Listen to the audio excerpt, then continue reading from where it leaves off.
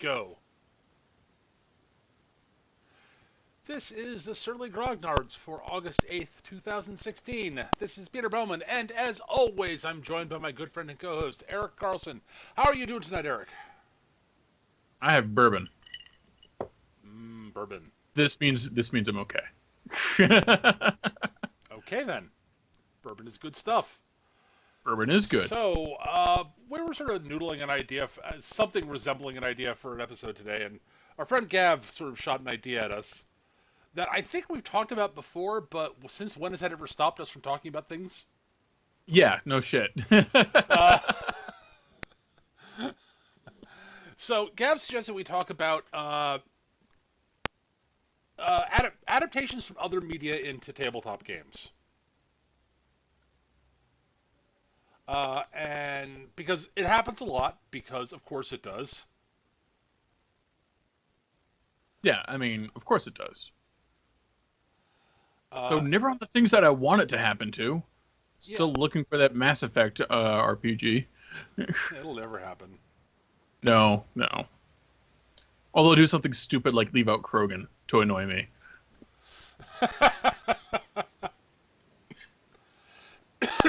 All right. Specifically me. Right, yes, of course. So, for as long as there have been tabletop games, as far as I'm aware, they're basically ever since D&D came out, like the original, Dungeons and Dragons, like way back when in the late 70s. Not long after that, there were adaptations to tabletop games after that. Oh yeah, yeah. You know, they've been around forever, and they've been done with varying degrees of success. By varying degrees, you mean rarely any. There have been a few that have there's always been a few that have been good. Yeah, but there are a lot of that aren't. Well, it depends on who's doing them and whether they're doing it for a quick cash in or if they're actually Right. doing sort of a labor of love.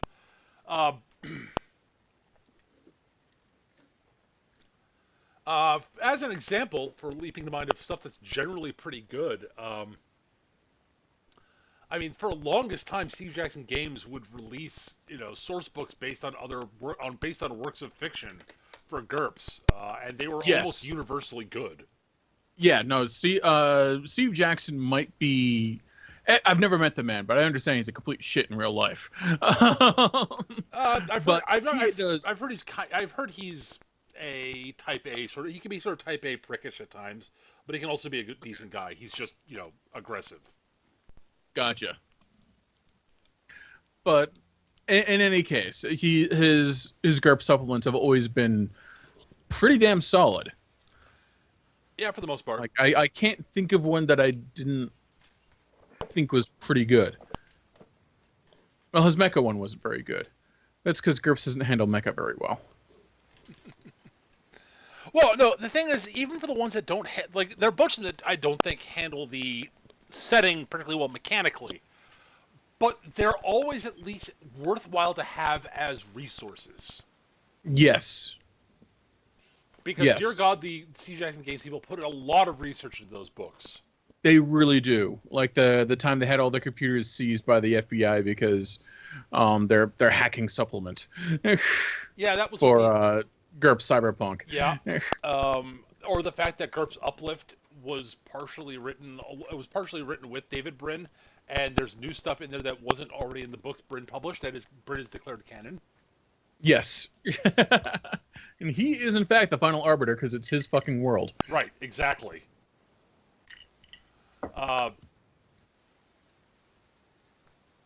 So you got that sort of stuff, and so GURPS, the GURPS, supplements that were, source books that were based on already established works of fiction were, as I said, they were generally at least well written and interesting to read through, even if they didn't work well mechanically. Yes. Um, Yes, absolutely. and I would say that a non insignificant number of adaptations have actually done that and been like that, even if they weren't good mechanically. Um, that said, That said, To date, I can't think of a good Star Trek role-playing game. yeah, no, there's the new one coming out next year, I think it was. Yep, next year coming out 2017. Which I have hopes for, mostly because I want a good Star Trek game. Yeah. I want it to be good enough that I actually release a supplement, so I get the Klingon supplement, and then I can stop paying attention. What if they release a Gorn supplement, Eric? They'll never release a Gorn supplement. The Gorn are so niche, it's not even funny. I love the Gorn, but even I acknowledge that they're totally niche. Yeah, I agree with you for the most part, but I would laugh if they It would did. be awesome if they did a Gorn supplement. Holy shit. Especially seeing as, like, zero ink has been spilled on the Gorn. Yeah, the Gorn deserve more than they've gotten. They really do. Because they have that one episode of the original series. Yep. They have that one episode in the alternate universe, the mirror universe episode of Enterprise. And that's it. They get mentioned every once in a while. Yep. Oh, yeah. Oh, and STO, but STO doesn't count. Sadly, no. I agree with you. They do a very good job. They do interesting stuff with the Gorn in Star Trek Online, but yeah. Yeah. Unfortunately, it does not count. Which I'm of two minds about, but that's neither here nor there. Yeah. But yeah, so Star Trek never really got. I mean, as I think we mentioned before, I can list basically the history of Star Trek tabletop role playing games. I mean, there was the FASA one, which was terrible. Well, it was a first gen FASA one that never got a second gen, so of course it was terrible. Right. There was Prime Directive, was published by Amarillo Design Board, the people who made Starfleet Battles, which is based on the Starfleet Battles universe, and which is the version of the Star Trek universe. And I've not heard good things about it mechanically. There's a GURP supplement for it, and that should be functional. Well, it's GURPS, so it's built on a solid foundation. Right. And that doesn't necessarily mean it's good. Right.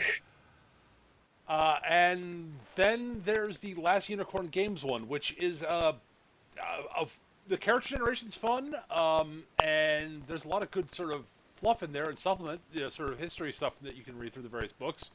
It's a real damn shame the game is basically unplayable. Yeah. I don't know anything about it, but I can believe it. So yeah, and there's a new one coming out next year, so fingers crossed. The others are a big sort of, famous, super famous licensed role-playing game that has happened a bunch, and I don't think has ever been completely satisfactory, is Star Wars. Yeah. You guys have heard me talk about the my willingness to try out the Fantasy Flight game. Right. Fucking proprietary dice. Yeah, that's my problem with it also.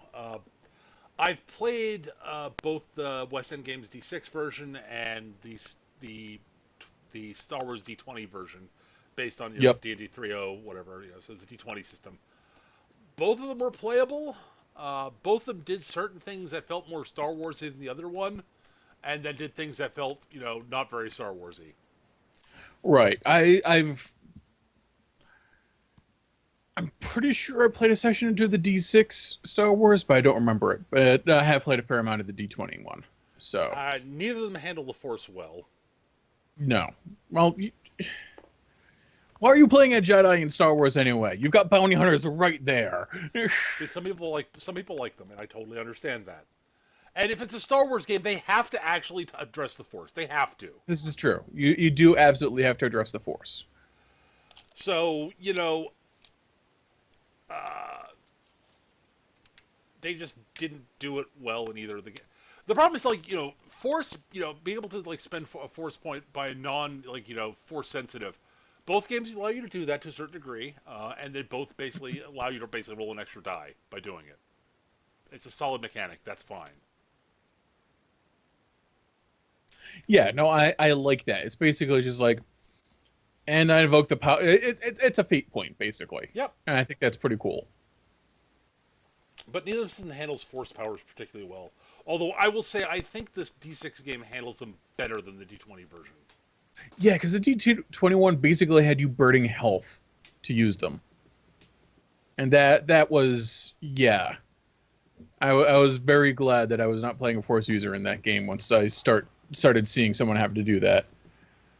Yeah, and it had other problems too. I mean, again, it was the classic case of wow, oh, it's a sci-fi game except that you've allowed D&D wizards into it. Wait, Yeah, what? yeah, you've got space wizards now.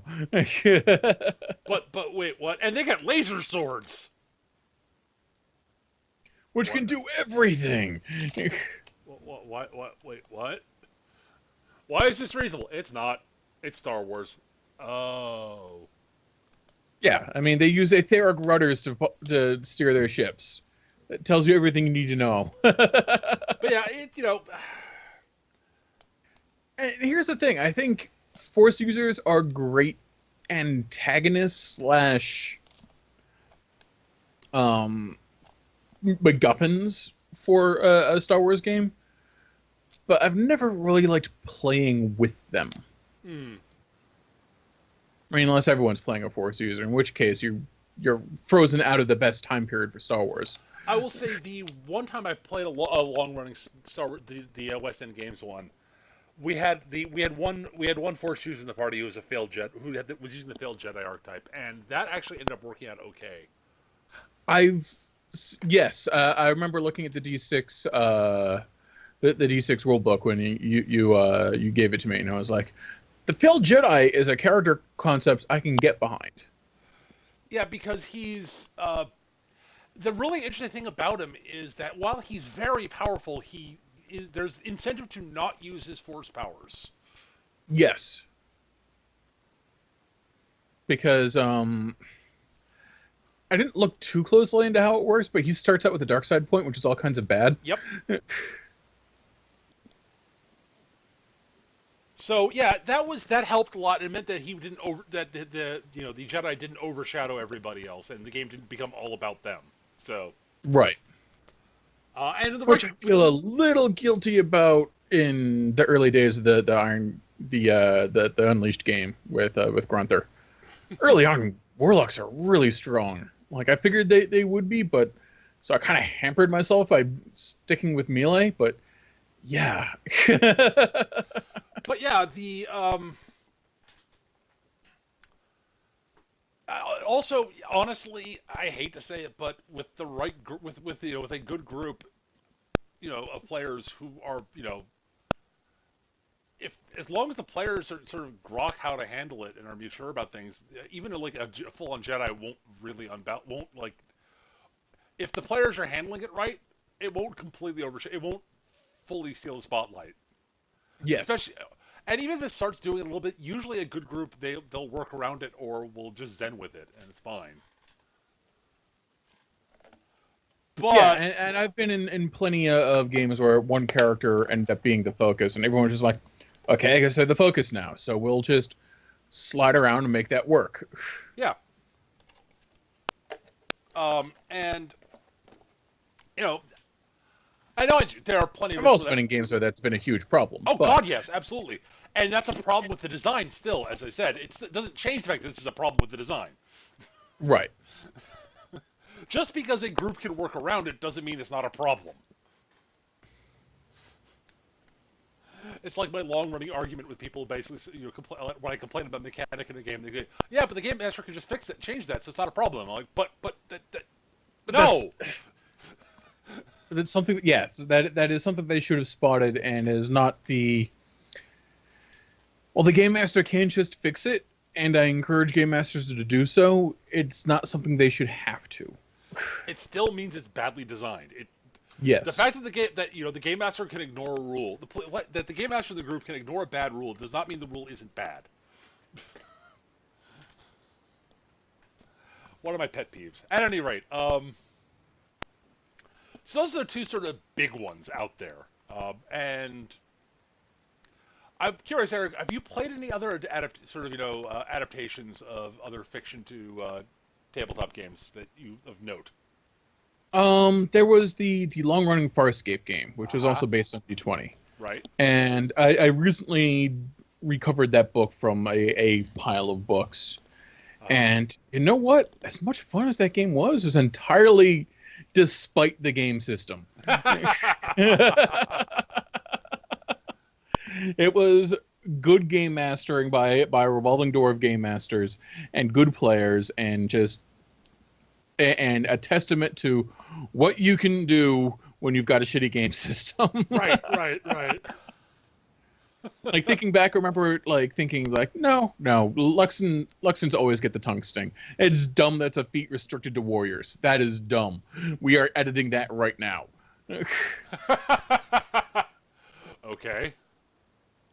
And there are other things like no one was playing as Scarron, but we decided Scarron were way too weak to be of any use. So when they showed up, we decided they were terrifying. And I don't know. I feel like D20, the class restrictions and leveling and everything in D20 doesn't feel Farscapey to me. No. It doesn't catch the feel of the show. Feng Shui would be excellent for it, or I feel like you can get something better out of GURPS. Or, oh yeah, easily. Yeah.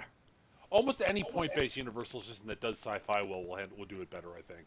Yeah. And I think I've been looking at Fantasy Age, and I think that could handle it well if it was restructured to be sci-fi-y. Sure. Simply because the stunt system lets you do all sorts of crazy stuff. Yeah, that's sort of less of a thing for me when thinking about Farscape than the class system just being class and levels being a little bit weird for Farscape. Yeah. And for sci-fi in general, in my opinion, but But yeah, no, the all the fun had in that game was entirely despite the game.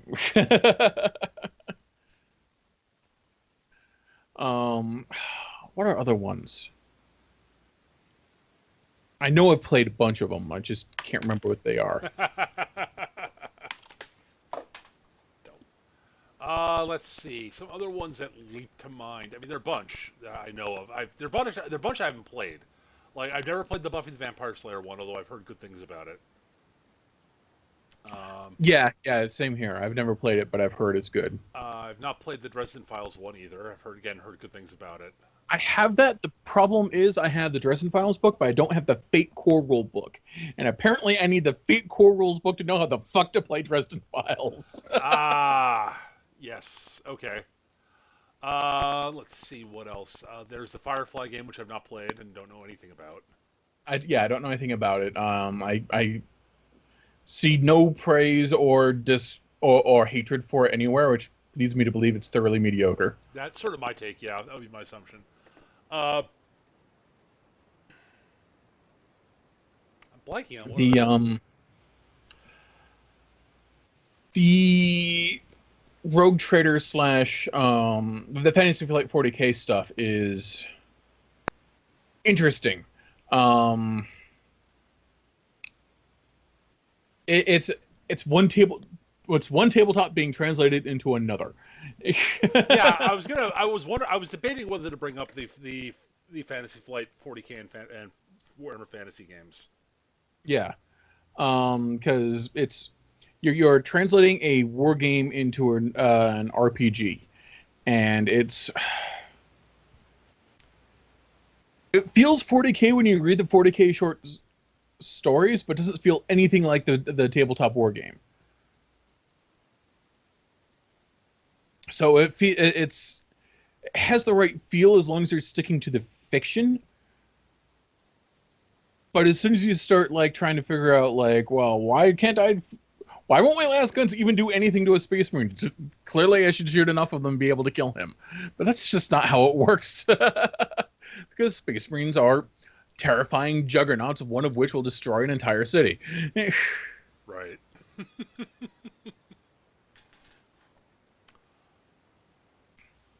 And thank God we never fought Gene Stealers. Yeah. I guess you could argue that the Iron Kingdom's tabletop role-playing game would count as that also. Weirdly, kind of yes, but no. I know. Yeah, because Iron Kingdom started out as a D&D 3.0 supplement or world, ended up becoming a war game, then got translated back into a much better tabletop system. So, yeah. Weird evolution there.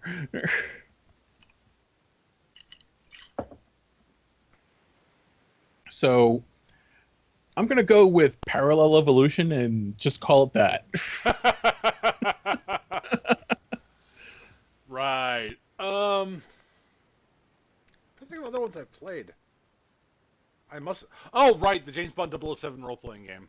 Oh, yeah, yeah. You know what? I still have some of your books for that kicking around here. I know you do. You have, Which, you have a few of my books. I think you have a few of my tabletop books, actually. that would not surprise me. I think you have my copy of Fantasy Hero also. You are correct. I am looking at it on my shelf right now, which is well out of my arms, but I can see it. Well, it's a large book, so I'm not surprised. Yeah. I remember cleaning up and finding that in one of my stacks of books and going, I should take care of this. It doesn't actually belong to me. Right. So yeah, there's yeah. The James Bond 007 role playing game was a surprisingly decent game for its era, 83. Yeah, yeah. I look at them like, wow, this is clearly the prototype for a lot of other systems. Yeah, it's old. Also, weirdly, it's I said it's much better than I thought it was going to be when I. Okay, I bought it when it was relatively new, and so I was like 10 or 11 at the time. So, what the fuck do I know about system design? Right, right. I was like, ooh, James Bond, and I was big into James Bond at the time. Less so now. But I, went back and played it after much later on, and was surprised by how decent it was. Although weirdly, I found it sort of almost ends up feeling more like with an actual group of players, it ends up feeling not so much like James Bond and more like Mission Impossible. Mm. Well, it's because James Bond is a fundamentally what's what I'm looking for? One man show. Yes. It is not an ensemble like any good RPG should be. Right. Yeah, play that. What are the other? Oh God, I almost forgot one of the ones I played. I've also played the White Wolf Street Fighter, the storytelling game. Oh, I forgot that existed. Every time you mention it, I have somehow banished its knowledge from my mind, and then I'm reminded how ridiculous the idea is. Oh God. Yeah, it uses the exact same mechanical system as Vampire did back in the day. Which doesn't make any sense at all. I am mystified by who thought this was a good idea. It's a remarkably playable game, though. It's the most baffling thing about it is it actually plays not terribly. It's not balanced in any way, shape, or form. I mean, not that I'd expect a White Wolf game to be balanced. White Wolf games are never about balance. They're more about providing a framework to hang your lunacy onto. Yep. But all I can say is they've got published stats for the World Warriors, the main characters of the actual fighting game. E Honda has stamina 7. That's crazy. He has for a White Wolf game. Yep. There are elder vampires that don't come close to that. Yep. Let's see if I remember correctly. Strength 6, Dexterity 5, and Stamina 7. You could beat up the princes of most cities. Yeah. Also, if he blocks a dynamite going off next to him, he'll on average take one. It'll be 50-50 whether he'll take a point of aggravated damage. A point of aggravated damage. Whatever. I've had worse. Z Honda is that badass. I mean, like the World Warriors are all that badass. It's just like right. What? Yeah, I pity the poor vampire that Dulcim actually breathes fire on. Yeah, no shit. That will be a lot of aggravated damage. A lot, a lot. I mean, werewolf will be annoyed and probably be crippled, but a vampire's just so much dust. All right, let's see what else. Other ones. Oh God, other adaptations I'm aware of. Well, Dragon Age had There's two. Dragon Age had two separate adaptations. One Yeah, based it on was the D20. D21 and the Fantasy Age one. Well, The one that they took the base system of and turned it into Fantasy Age. yeah. Let's see. Oh right, yeah. Diablo. There was D20. There was a was it Diablo? No, there was. I don't remember. I think there was a Diablo D20. There was definitely a World Of of course there Warcraft. was. I did not know about it, but I am not at all surprised. There was a Warcraft D20 game also. I've seen the book for that. Meh. It was there. It was basically D&D 3.5, but with orcs and therefore superior. There have been two separate Babylon 5 games. One was the original one that came out and was based on its own system. And then eventually, if I remember correctly, Mongoose Games published a Babylon 5 supplement that used the core rules of Traveler. Really? Wasn't there a D21 also? Yes, there was. That was the Yeah, because I remember there was talk about doing a crossover between the concurrent B5 and Farscape games, and it just never happened because we were playing horrible space bastards and you were playing diplomats. Yeah. Well, the Bab 5 game never actually happened. People just made Oh, characters okay. for it. Okay. But yeah, that was another one. I have no idea how well it would have worked. I remember looking at both of them, and it somehow, despite having the same base system with D20, being otherwise incompatible. Like, it was very weird. Yeah, It was very weird. They made more changes to the way the D20 system worked for BAB 5 than they did for Yes. Farscape, which I thought was intelligent. Yeah. Well, BAB 5 also isn't nearly as combat heavy. No, it's not. A world, No, it's definitely not. which makes it a poor choice for D20. But Yeah, sell more copies.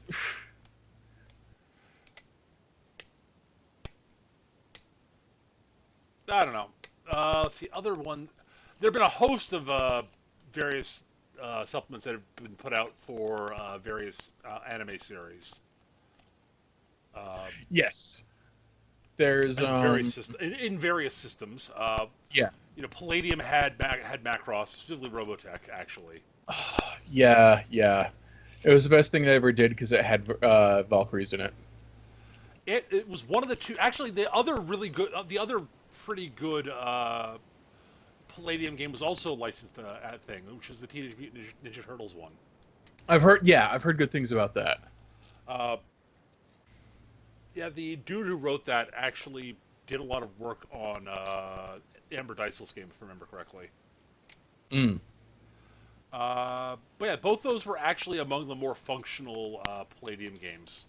Also, Robotech is where they invented the concept of mega damage which actually made goddamn sense. Yes.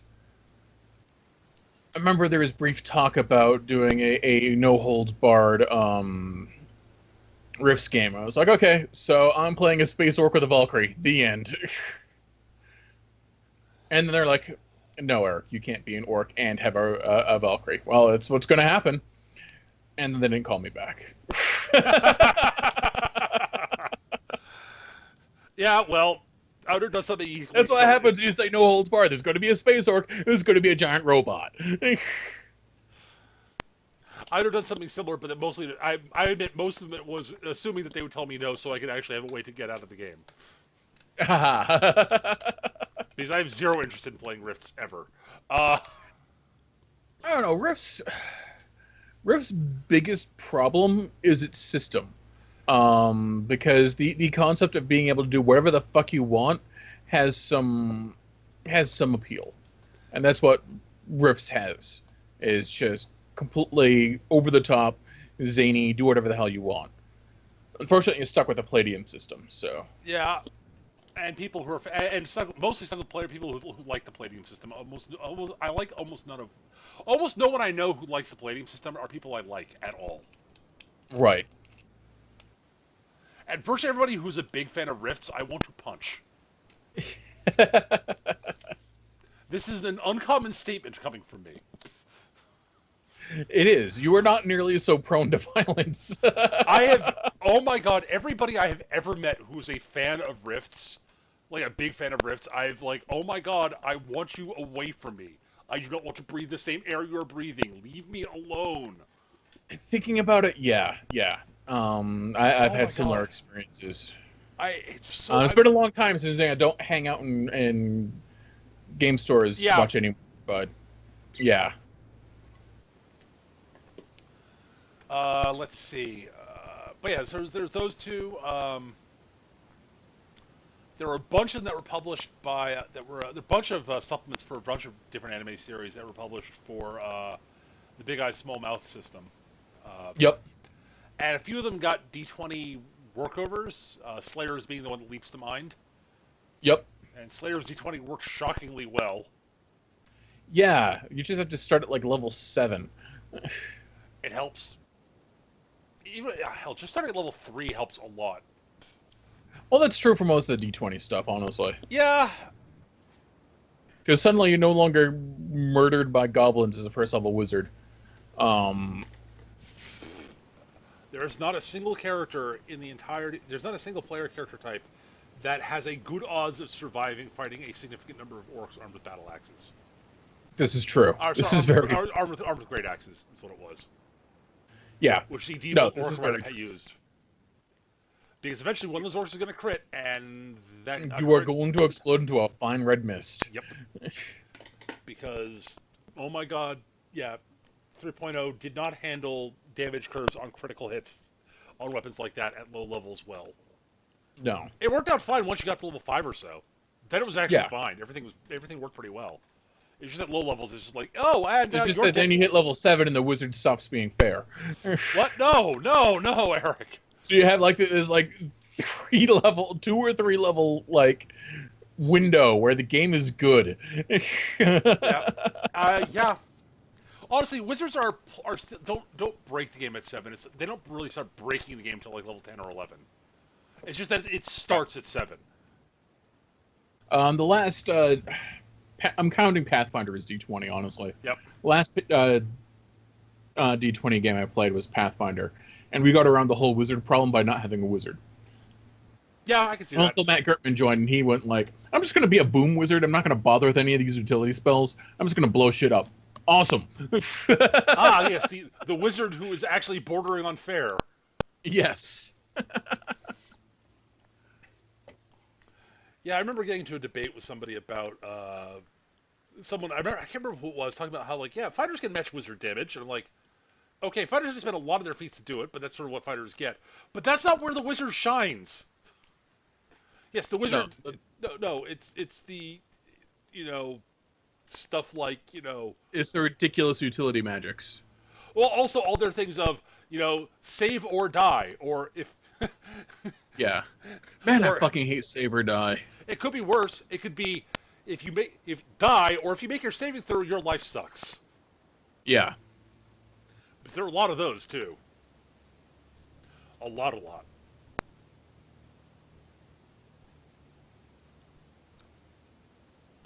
But at any rate, Slayer's D20 is shockingly good. It blew my mind how good that was. I bought that book on a complete fucking lark. Read through the rules and said, wait, what? Why is this actually even remotely decent?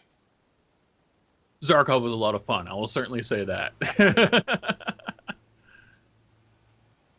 Oh, God. I don't know. I kind of wish I'd gotten a chance to play Big Eyes Small Mouth, because it just never happened. I have played it. It's playable. it's there. It sort of suffers from the problem that it wants to be sort of, fast and loose, rules light, but it's also got a significantly crunchy point-based character generation system, Right. which means it's sort of trying to serve two masters simultaneously and fails to do either well. Who are mutually exclusive, right? Yeah, I always thought it'd be kind of cool to do a Xeon Mobile Suit team in Big Eyes Small Mouth, because they must have a Gundam supplement. I don't remember. I don't know the supplements too well. I do own a copy somewhere of their mecha and spaceship supplement. Cool robots and big starships. Or is it giant robots and big cool starships? I forget what it's called. Fuck. Whatever. It's got giant robots and starships. Yep. Which basically serves both of our masters well. Yes. Well, in theory. In theory. I'm trying to remember other systems that other sort of I'm sure there are others we're forgetting. I mean, there gotta be. Oh, there gotta be. There was a GURPS Hellboy that I never had a chance to look at. Well, yeah, it's again. I just remember seeing it on the shelf when I was very poor, and going, "I'll buy that when I get paid." And then I got paid, and it was gone, and I haven't bothered to look it up. It was like a decade and a half ago, easy. I'm trying to think of other, but like non-GURPS ones, because there's 8 billion GURPS ones. Oh, there's been like Marvel and DC have both had their own. Oh yeah, that's true. There have been multiple Marvel and DC tabletop role-playing games. None of them have been good. None of them have been good. Largely because it's kind of hard to top hero system for that. Yeah, the problem is that I could do that, or I could play hero system, or if I'm not really in the mood for hero system, I could play mutants and masterminds. Oh, I don't want to play mutants and masterminds. Well, there's villains and vigilantes from back in the day. That was pretty good too. Hell, GURPS Supers isn't bad either. GURPS Supers is a bit lethal, but really good. Does what it does well. Yeah. Let's see. What else is there out? I mean, there are a bunch of generic superhero systems that are all very good. Yes. I personally prefer hero system, but I can understand why someone would like some of the other ones better. Yeah, the only problem with hero system is it's... My God, is it fucking intimidating. Yes. Like, I do not want to go anywhere near character creation without you hovering over my shoulder. It's for no other reason to go, Peter, I want to do this. Well, Eric, you could do it this way, or you could make it a transform. Well, yes, that's because anything can be built using a transform in hero systems. Yes. Because transform is sort of the catch-all. What does transform do? It changes one thing into another thing. Which means you can basically simulate anything you want to with that power, in theory. But how do you use that to simulate someone's ability to punch someone really hard? That's really easy. The answer is really easy. It's transform someone into someone who's just been punched really hard. Duh! Clearly. I'm not joking. You could do that. It's a stupid way to build the power. But it's how you do it. But you could do that if you really wanted to. Transform is mostly actually intended to be used for stuff like, turning, lead into gold. Lead to gold shit, yeah. Alchemy weirdness. Or, breaking... it's a good way to sort of simulate using something to, turn a solid object into air. Yeah. It's the Edward Elric. Yeah, basically. Power. Yeah, it's interesting. But it's not a power that it's also one of the powers that has a little stop sign next to it. It's one of my favorite things about the Hero System rulebook is there's powers with little yield signs, there's powers with little stop signs next to them. The yield signs are, okay, the GM should really sort of, you should talk to your GM about using this power. The stop signs are, okay, no, you have to talk to the GM about this power. This is a power that GMs are entirely in their rights to say, yeah, no. These powers are potentially very broken. Yes. We, the game designers, are aware of that, but they're included here for the sake of completeness, because the whole point of Hero System is to be able to model everything. Is that you can fucking do anything, yes. And sometimes that means you can do things that are broken. So we'll allow I just it. want to pick up dudes and hit dudes with other dudes. That's really easy. Yes, and it's the best thing to do in any system. I wonder if there's a Full Metal Alchemist supplement out there. Probably is. I don't know. The heyday of licensed games seems to be on its way out. Kinda. But the Full Like, Metal unless Alchemist it's was fucking gigantic, then... Yeah, but Full Metal Alchemist came out during the heyday. That's true. Or during one of the heydays. There were several of them. Yeah. But yeah, despite all of this, the thing that mystifies both me and Eric, we've gone on about all these sort of licensed products that are using other things, and yet still somehow there is not a Mass Effect tabletop role playing game. Which is, come on, who doesn't want to be a Krogan bumming around space with his crew shooting bitches? And by bitches, I mean Hanar, because screw jellyfish. But I mean, seriously, I am flabbergasted that it's, I mean, I'm gonna hang on. I want to confirm this. I went looking not long ago, and I found a fan-made D6 one that reminded me of the Star Wars D6, and that was it. Yep, there is an unofficial one, but there is not an actual official one. And I found some unofficial GURPS conversions on Reddit, and that was it. Krogan were way too expensive to be playable. They're like 150 points. Well, yeah. I'm just mystified that they haven't done that one hasn't I'm shocked there's not a GURPS supplement for it. I'm like if nothing else. Yeah. It just seems like such a fucking no-brainer. I mean, come on, guys. But, nobody's done it. Yeah, apparently someone's made a D20 one, someone's made a D6 one, someone's made a Fate system one. Fate doesn't surprise me. That's a crunch light, very flexible system, as I understand it. Fate's one of those systems I want to try out, but I don't know anyone that actually owns the books. Right. I'm fairly certain, someone in this, I just saw someone on the thread saying, that, someone, they would personally use Savage World for it. I could see that, sure. Yep. Yeah, I'm certain there's as you mentioned, there's a fan-made GURPS one, unsurprising. I mean, that's just easy. Yeah, that's just easy. You just lift everything out of the... You lift the weapons out of, Cyberpunk. You lift the armor out of, Tech 11 science, sci-fi stuff. And you lift the the biotics out of psychic powers. And then you homebrew the races using their alien supplement. No. You're done. I am mystified that CGI Games never did it. I guess because there's a Dragon Age. There have been 2 Dragon Age RPGs. Yeah. And there hasn't been a Mass Effect. It's what?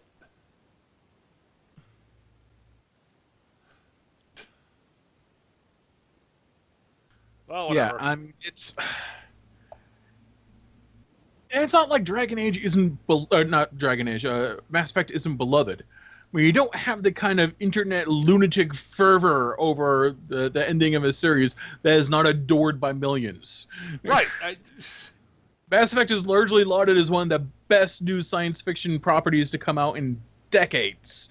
Yeah. And just there isn't one. It's so weird. And it would be unequivocally if it weren't for the last 15 minutes of Mass Effect 3. Right. I mean, so you got that. But I look at that and I'm as baffled as both of us are by the fact there's never been a good Star Trek RPG, at least there have been Star Trek RPGs. Yeah, there's never been a fucking Mass Effect one. And I want one. I really do. Yeah, Gavin Chat's like, it's literally like the game companies that were like, we could license this game, but we don't like money. It's true. I would buy it. I would be like, all right, well, here is your money. I have now acquired it. I mean, it's pretty much what I did with friggin' when the new Iron Kingdoms came out. It's like, oh, new Iron Kingdoms. Here is my money. Oh, another supplement. Here is my money. Yeah. Which reminds me, I still need to pick up Wild Adventures. I haven't done that yet. I'm lazy. Yeah, I've not picked up. I'm behind a few books on Iron Kingdoms just because I haven't been running it recently. So Yeah. I felt less pressed to. Apparently, there's some cool stuff in like redone Ogrins so they don't suck. Tell me, have they fixed the gobbers yet? Yes. They did? Swamp gobbers are in there, and they now have chameleonic skin that gives them bonuses to sneaking as well as deft. That's fine, but that doesn't fix the urban gobbers who have the crippled stat line. So just use friggin' swamp gobbers and be done with it. That's what I do. That again, that doesn't sound like it solves the actual problem. Right. Which is that gobber stats are god awful. Yeah, they really are. I mean, they're okay. They're fine in heroic, but the second you get into in hero, but once you get into veteran and elite, or God help me, elite, or whatever the last one is, Yeah. the gobbers just fall behind. They become like they suck. Yeah. They have the worst combination of Well, defense and armor. humans pull way ahead of everyone else, also. Well, humans and Iosans are basically equivalent. Yeah. Well, yeah, but Iosans aren't a race. They're not playable. Humans, I mean, they're like the worst kind of elves. Come on, man. Humans, Iosans, and Trollkin are basically all roughly equivalent. Yeah, fair enough. Trolls get a lot of mileage out of that racial friggin' revitalize. Oh yeah. Like, holy shit, do they? And their stats are pretty good. Yeah. Ogren and Gobbers have crappy stat lines. Dwarves would be crappier if they didn't start with load bearing. Yeah, that's a big plus. It helps them immensely. Like the Ogren trait to be able to wield a two-handed weapon in one hand at -2 is not actually that good. At -2, no, it's not. -2 is a huge hit. Particularly with some of the better weapons come with attack penalties. But it's like, yes, I can wield a weapon that can only be wielded two-handed in one hand. Great, but I take a -2 penalty. Dear God, are you insane?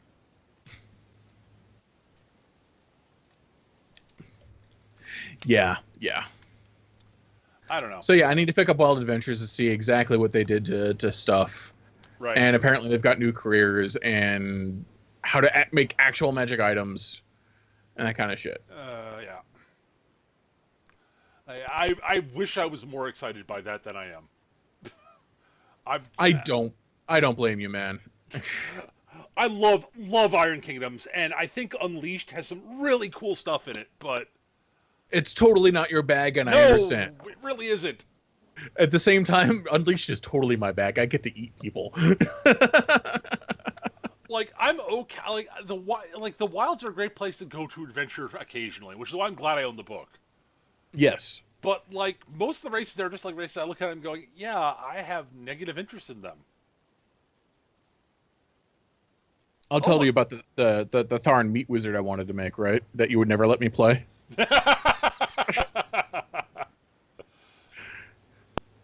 Mainly because he's a male Tharn and eats people.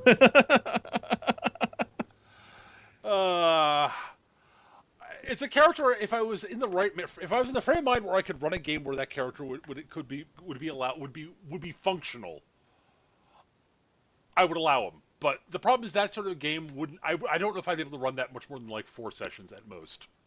Right. I also, part of it is one of the reasons I want to play that character is for playing him off of more traditional characters. Mm-hmm. It's like what are you doing? I'm harvesting their hearts. No, don't do that. Why not? just the whole culture clash thing. Right. Like, aha, we finally killed the beast. He goes at it with his knives. These spleens are very good. It's actually a lot of the reason why I want to play a bone grinder in general.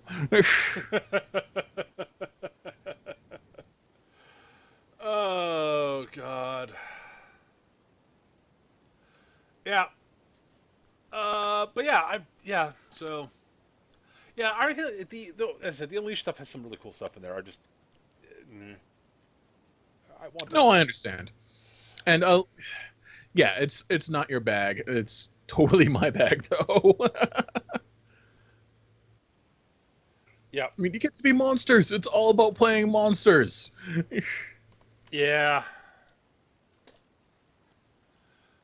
But you can play a Trollkin in Iron Kingdom, in regular Iron Kingdoms. You can play a Trollkin, you can play a Goblin, you can play an Ogren. Yes, and that's awesome, and that's why I love Iron... Part of the reason why I love Iron Kingdoms. But you can also be a Pharaoh, or a Gatorman, or a Tharn. See, I'm okay. Weirdly, I can get behind the Pharaoh and the Gatorman. It's just the Tharn, I'm like, no. Right. The Tharn are just, no. Yeah, there's interesting stuff I think you can do with a Tharn in a more traditional D&D style group. Again, with the whole culture clash and like him trying to hold back his more bestial urges for the sake of party cohesion. I think there's some interesting stuff that could be done there. But you got to do it right, and I don't know if I could do it right, is what I'm saying. Right. Yeah. Although I'd be willing to try. Yeah, it's really interesting because like the Tharn just. I look at the Pharaoh and the Gatorman, and I can sort of zen with their weird sort of horribleness. Right. But because for one, it's a Gatorman. Of course they're predatory. Right. Like, yeah, fine, whatever. But the Tharn, I just look at it. Their shape-shifting, cult of the Devour Worm, totally evil. It's like, God, they are. Do they start singing like "Crawling in My Skin" every night? I mean, God, I hate these people. That's why I hate the Tharn. They're not that emo, dude. Come on. They're not actually emo, but they are such these sort of edgy evil guys that the edgy guys like. Tell me I'm wrong. Oh yeah, I can see the Tharn done poorly. I could totally see the Tharn being like the freaking edgelord, the pubescent edgelord, hardcore guy. Yeah. I have trouble taking the Tharn seriously, in all honesty. Which is weird because I should be able to. Yeah.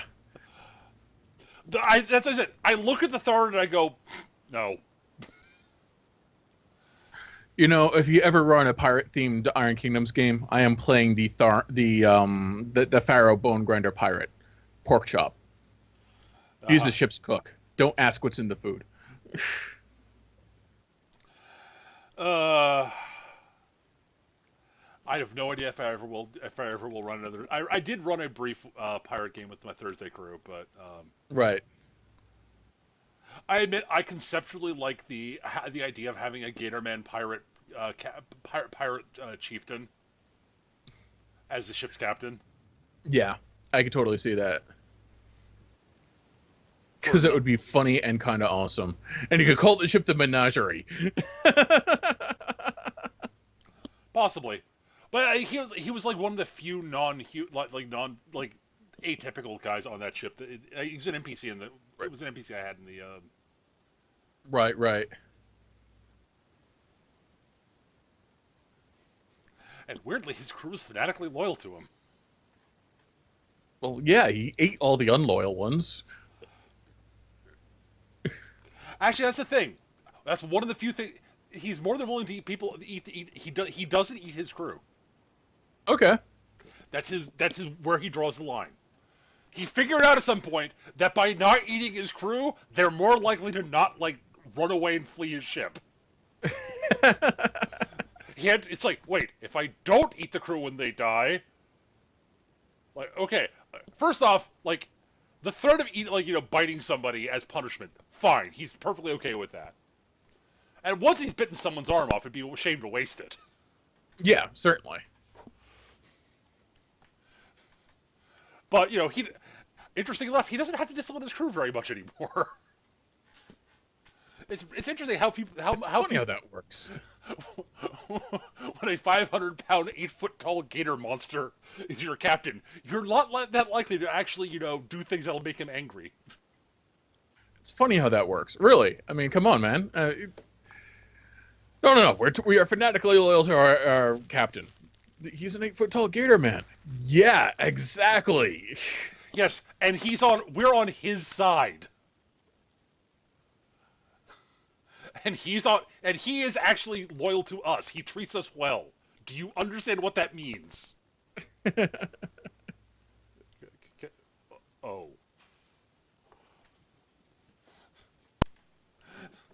Do you understand how few opposing pirate crews are willing to mess with us? Outside of basically the Black Fleet, Yeah, well, the Black Fleet doesn't care. The Black Fleet doesn't. Oh no, you killed our crew. I guess we'll have to resurrect them.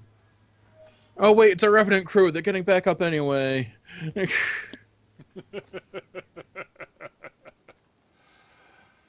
Oh lordy. So yeah. All right. Before we wrap things up, do we have any other last adaptations we can think of that we didn't talk about yet? I know there are more out there, but I'm just totally blank. I'm certain there are more out there. As a random aside, can I say how amused I am by the fact that there is a World of Warcraft? There's specifically a World of Warcraft D20 supplement for D&D, specifically for D&D. And I look at this, and I look at the people who say, talk about how 4th edition was ruined by, being influenced by World of Warcraft. Do you understand how much I laugh at these people? Yeah. And how much I want to take the World of Warcraft book and beat them over the head with it?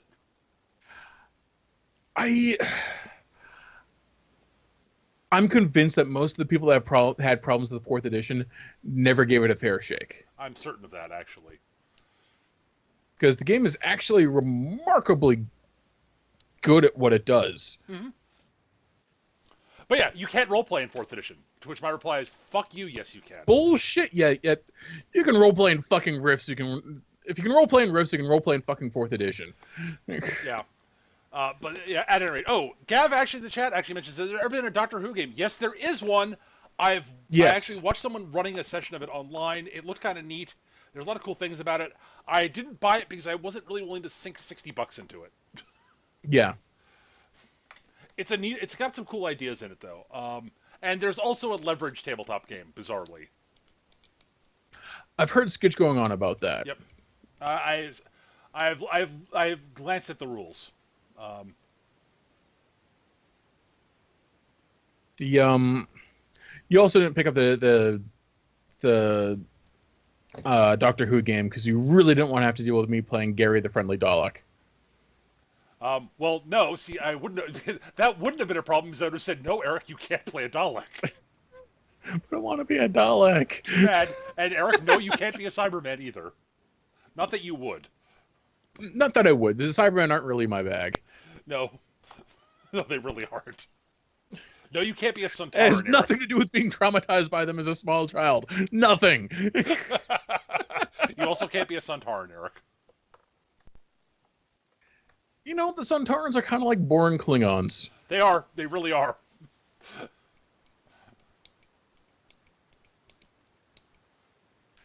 Like, there's kind of something interesting there, but it's so buried underneath mediocre. What I'm saying is, I'm annoyed by the Suntarans not being as cool as they could be. The Suntarans aren't very interesting. I agree. Yeah. There are so many better Doctor Who villains. I mean, there really are. At any rate, that's going to do it for this week. Normally we save time at the end of each episode for viewer questions. We didn't get any this week. But if you do have questions you'd like us to answer on the show, please do send them to us. Our email address is surlygrognards@yahoo.com, surlygrognards@yahoo.com. Or you can hit us up on YouTube. If you're listening to this on YouTube, you can leave a comment. We'll answer with questions there. We'll try to get those onto the show. Um, Also, if you've got feedback for us, constructive criticism, ways we can make the show better, please do let us know. We really do appreciate that stuff. Either of those two places will work fine for that. Additionally, if you've got show topic suggestions, we love getting those. Holy shit, do we love getting those? And we've gotten some. I didn't get around to looking at them too carefully this week. And Gav came up with a suggestion that we decided to run with. So yeah, but basically we're like, we need to do something. I'm busy. I am also busy. Here's an idea from Gav. Okay, we'll do that. So yeah, So email, YouTube comments. Hell, you can hit me up on Twitter. My Twitter handle is @MechaGM. We record the show Monday nights at 7 p.m. Eastern on hitbox.tv/mecha-gm. And the recordings go up onto YouTube. YouTube channel is youtube.com/mecha-gm no dash. So if you're listening to this YouTube, hi YouTube. If you're listening to us live, hi live guys. Hi live people. Thank you for showing up. We love all of you guys. And I tweet out when the show's going to go live. So if you keep an eye on my Twitter, you'll know when the live recording is going live. So the live recording's going live. Wow, I'm talking good today. Quit while you're ahead, dude. Quit while you're ahead. Yeah, no shit. Thank you so much for watching, everybody. We'll be back. I think next week we'll be doing. There's a good chance next week will be another episode of 3 Men in Anime, because we got about halfway through the series.